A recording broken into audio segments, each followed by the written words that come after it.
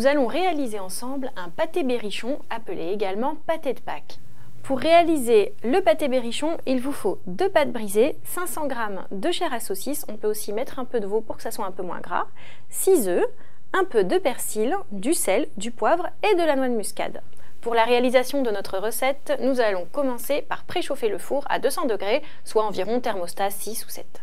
Ensuite, je vous disais qu'il fallait 6 œufs. Sur les 6, on en prend 5 que l'on va faire durcir. Et pour réaliser des œufs durs parfaits, je vous invite à consulter notre tuto sur comment cuire des œufs durs. Nous, on a pris un petit peu d'avance, on va écaler les œufs durs. Donc pour cela, c'est très simple. On le tapote un petit peu sur la table et ça part tout seul.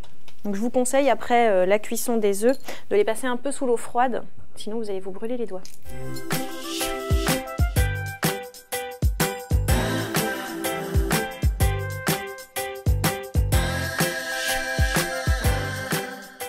Ensuite, on va s'occuper de la farce de notre pâté. Donc pour cela, on va utiliser la chair à saucisse. Donc on va y aller avec les mains. On la met simplement dans un plat et on va l'aromatiser. Donc pour cela, on va prendre un peu de persil ciselé. Donc là, au niveau des quantités, c'est selon vos goûts. Vous n'êtes même pas obligé d'en mettre si vous n'aimez pas trop ça. On va saler un peu, mais modérément, parce que la chair à saucisse, c'est déjà bien salé. Un peu de poivre et de la noix de muscade pour parfumer tout ça. Et ensuite, on mélange simplement à la main.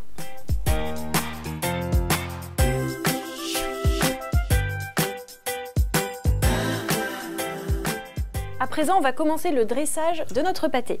Donc, certaines personnes le font dans un moule à cake. On peut aussi le faire directement sur une plaque.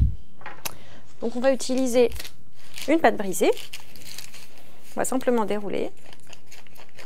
Donc si vous avez réalisé la pâte brisée vous-même, il faut la sortir un quart d'heure avant de pouvoir la manipuler, comme ça elle sera un peu plus facile à étaler.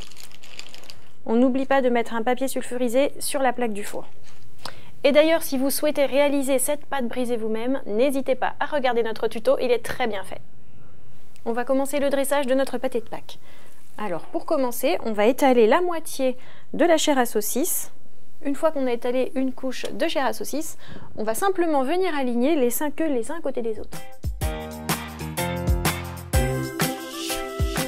Il ne reste plus qu'à recouvrir avec le reste de la chair à saucisse.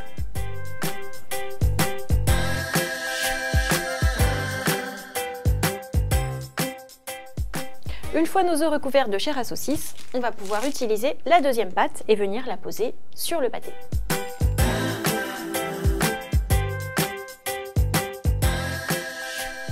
Et ensuite, on a un peu de pâte en trop qu'on va découper avec un couteau, tout simplement. Bon, on va la garder de côté parce que je vous montrerai tout à l'heure, on va faire quelque chose de sympathique avec. Afin de bien enrouler la pâte, on laisse environ 1 cm entre le pâté et le morceau de la pâte.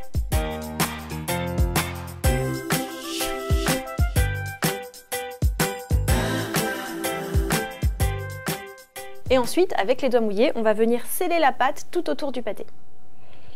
Donc on l'enroule sur elle-même, en appuyant un petit peu. À présent, on a un joli pâté bordé de pâte et on a gardé les chutes de pâte brisée. Ces chutes de pâte brisée vont nous servir à réaliser des décors sur le pâté. Donc moi, je dispose de ce genre de petits instruments. Si vous avez simplement à la maison un couteau, vous pouvez découper dans la pâte les formes qui vous plaisent, des feuilles, des petites fleurs, tout ce qui vous fait plaisir. Ce style d'emporte-pièce, c'est un peu ce qu'on utilise quand on travaille la pâte à sucre.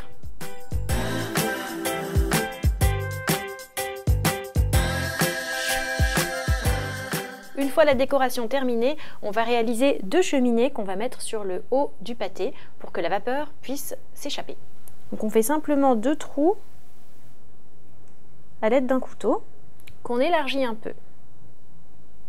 Et afin de maintenir ce trou pendant la cuisson, on peut utiliser un carton ou tout simplement du papier aluminium qu'on va replier sur lui-même et rouler. On obtient bien un tube qui va faire notre petite cheminée qu'on va insérer dans le pâté.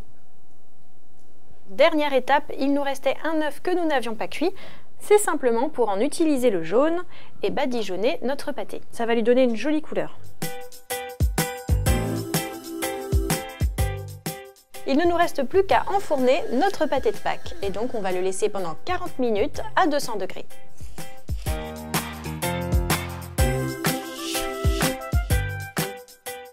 Notre pâté de Pâques est prêt, on a simplement retiré les petites cheminées. Je vous conseille de le savourer légèrement tiédi ou même froid, accompagné d'une salade bien assaisonnée. Vous avez aimé notre recette, n'hésitez pas à la partager et abonnez-vous à notre chaîne.